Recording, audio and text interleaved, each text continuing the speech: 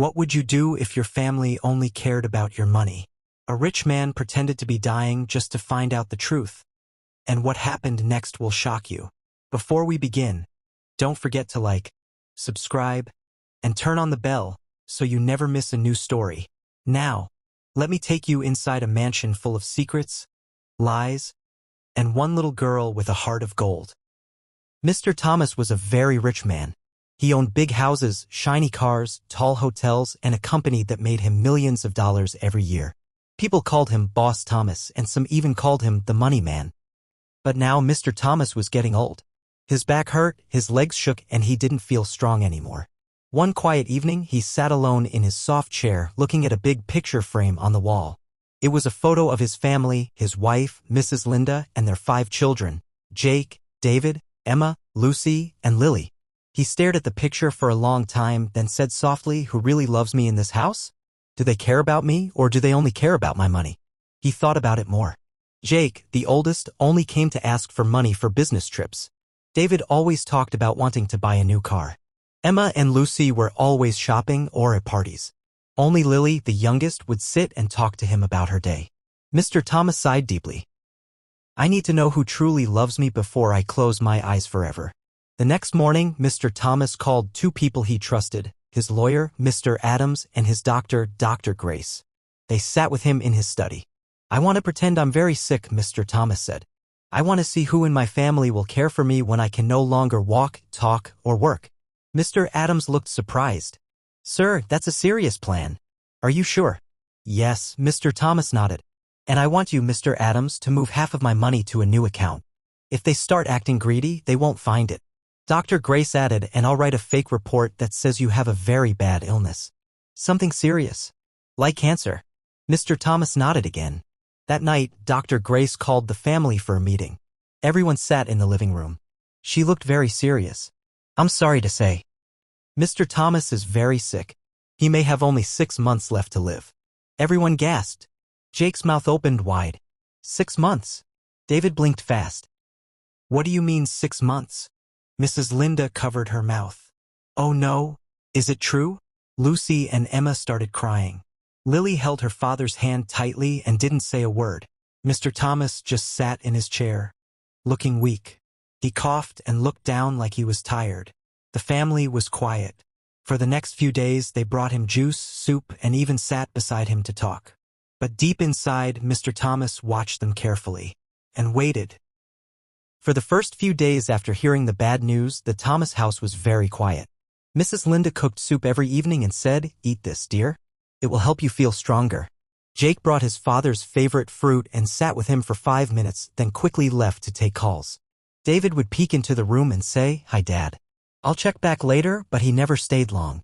Emma and Lucy sat by the window, scrolling on their phones, whispering to each other and checking their nails. But Lily, the youngest, was always there. She helped him sit up in bed. She wiped his face with a towel. She fed him pap gently and held his hand when he coughed. Every night, she slept on the floor beside his bed with a pillow and a soft blanket. "Daddy," she would whisper, "don't worry. I'm here." Mr. Thomas saw everything. He was not truly sick, but he acted like he was. He coughed, moaned, and didn't talk much. He wanted to see what each person would do when they thought he couldn't take care of himself anymore. But soon, everything changed. By the second week, Mrs. Lynda stopped cooking. She said, "I'm tired. I have meetings." She only passed by the room now. Jake stopped visiting. "I'm too busy with company business," he said. David left for a work trip and didn't call again. Emma and Lucy didn't come at all. When Lily asked them why, Emma said, "It's boring in his room. He's always coughing." Lucy added, "And it smells like old people in there." Lily was hurt. She went back into her dad's room, sat down beside him, and cried quietly. "I don't care if everyone else forgets you," she whispered. "You're still my daddy." Mr. Thomas opened his tired eyes and smiled a little. "Thank you, Lily," he whispered. But on the other side of the house, Jake was having a secret meeting. He told David and Emma, "Dad can't last long. We need to talk about the company and the money." David nodded. "Yes, we should be ready to take over." They didn't know Mr. Thomas had heard everything. Lily had left the door open by mistake. Later that night, Mr. Thomas asked his lawyer, Mr. Adams, to come. "Did you hide the money?" he asked. "Yes, sir. Half of it is in a safe place. No one can touch it except you and Lily." Mr. Thomas nodded. Good. Let's see who really cares. The house was still big and beautiful, but the air inside felt cold. Not from the weather, but from the way people were acting. Mr. Thomas stayed in his room, pretending to be sick. He hardly moved. His face always looked tired. He would cough loudly, and sometimes he groaned like he was in pain. But he wasn't really sick. He was watching. He was testing his family. Jake, his oldest son, now walked around the house like a king. He wore shiny suits and told everyone, "I'll soon be the boss." Dad can't even get out of bed. One morning, he walked into the study room with a paper in his hand. He said to his father, "Dad, I think it's time you let me control the company. You need rest." Mr. Thomas only looked at him. He didn't speak. Jake smiled, thinking he had one. Soon, Jake started doing big things. He changed the company's logo. He called workers to meetings and acted like he was the real owner. He even threw a party at the house and told his friends, "Soon, all this will be mine." David, the second son, joined in. He began selling some of Mr. Thomas's land without telling anyone. "It's better to use it before it gets wasted," he said. Emma and Lucy took fancy clothes from the mansion storage and sold them online. They told their friends, "Our dad won't need them anymore." Only Lily stayed with her father.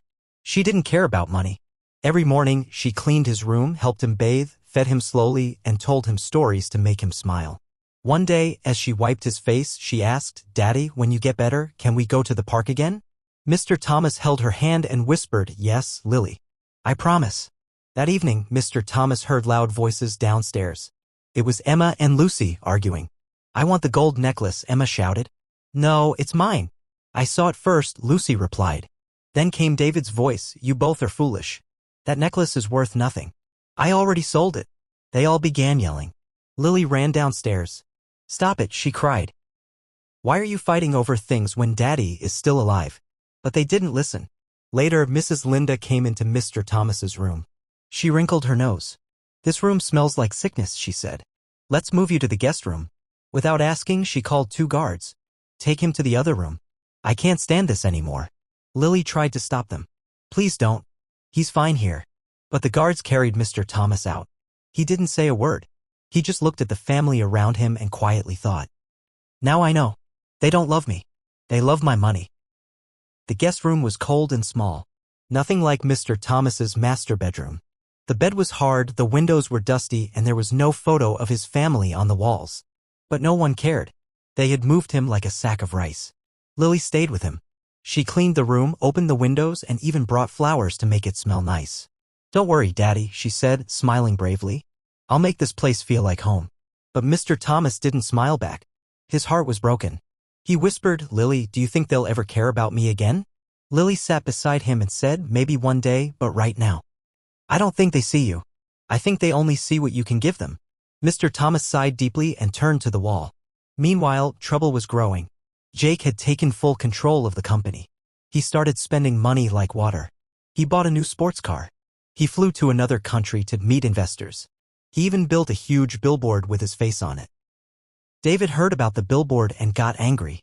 "You're wasting money, Jake," he shouted when he returned. Jake fired back, "At least I'm doing something." "What are you doing?" "Selling land behind everyone's back." The 2 brothers began shouting at each other. Then Emma and Lucy joined in. Jake used Dad's money to buy clothes for his girlfriend. David took Dad's gold watch and sold it online. Emma sold the dining room table. Lucy broke the vase from Spain and lied. Voices filled the house. Everyone blamed each other. The workers in the house were scared. One of them ran to Lily. "Miss Lily, please come. Your brothers and sisters are fighting again." Lily rushed to the living room. She stood in front of them and shouted, "Stop it." They all froze. She looked around and said, "Do you even care that Dad is still alive? That he's watching all of this? You all act like he's already dead." Nobody spoke. They just looked at her in silence. That night, Mr. Adams, the family lawyer, came to visit. He walked quietly into the guest room and sat with Mr. Thomas. "Sir," he said gently, "your children are tearing everything apart. They've fired your best workers. They've sold land. Jake wants to sell your favorite hotel." Mr. Thomas closed his eyes. "My golden hotel?" he whispered. "Yes, they think you're too weak to stop them." Mr. Thomas sat up slowly. His voice was soft but serious. "Then it's time," he said. "It's time they learn the truth." The next morning, the Thomas mansion was quiet. No shouting, No fighting. Jake was in his room making phone calls. David was sitting in the backyard, angry about his brother's car. Emma and Lucy were arguing about who should get Dad's jewelry when he passes. Mrs. Lynda was outside, talking to a builder about changing the mansion's gate. No one knew what was about to happen. Just after breakfast, a black car drove into the compound. The driver opened the back door, and out stepped Mr. Adams, the lawyer. He had a brown briefcase and a serious look on his face. The family was called to the living room. "What now?" Jake groaned. "Maybe another hospital report," David mumbled. They all gathered, except Lily, who was already sitting beside her father, holding his hand. Then Mr. Adams stood up and said, "Good morning. I have something important to say." He looked around the room slowly. "I was asked by Mr. Thomas to carry out a test. For the past few weeks, he has only been pretending to be sick." The room went still. Jake dropped his juice glass. Emma gasped. Lucy covered her mouth. David blinked like he was dreaming. Mrs. Lynda stood frozen. "What did you say?" Jake whispered.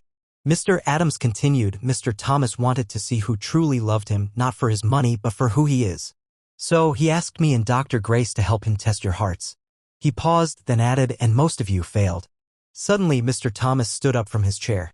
He was no longer acting weak. He looked at each of them and said, "Jake, you took my company and wasted its money.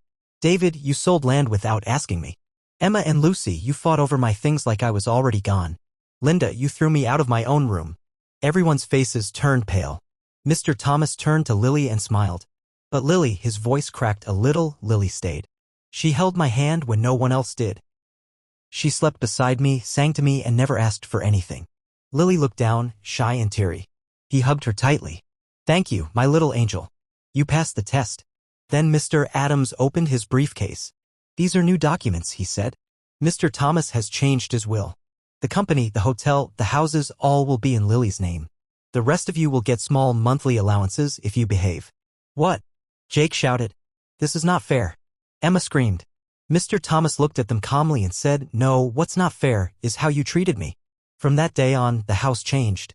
Jake, David, Emma, and Lucy had to get jobs for the first time in their lives. Mrs. Lynda became quiet and spent her time alone in her room. Lily helped her father run the company. She went to school during the day and sat with him at night. The workers in the house respected her. And every evening, Mr. Thomas and Lily would walk around the garden, holding hands, smiling, and laughing again. He had finally found the answer to his question. Yes, someone still cared. And so, the billionaire's secret plan worked. He found out who truly cared, not with gifts, not with money, but with love. What would you have done if you were one of his children? Let me know your answer in the comments below. And if you enjoyed this story, hit that like button, subscribe, and share it with a friend who loves powerful stories too. Thanks for watching, and always remember, real love shows up even when there's nothing to gain. See you in the next one.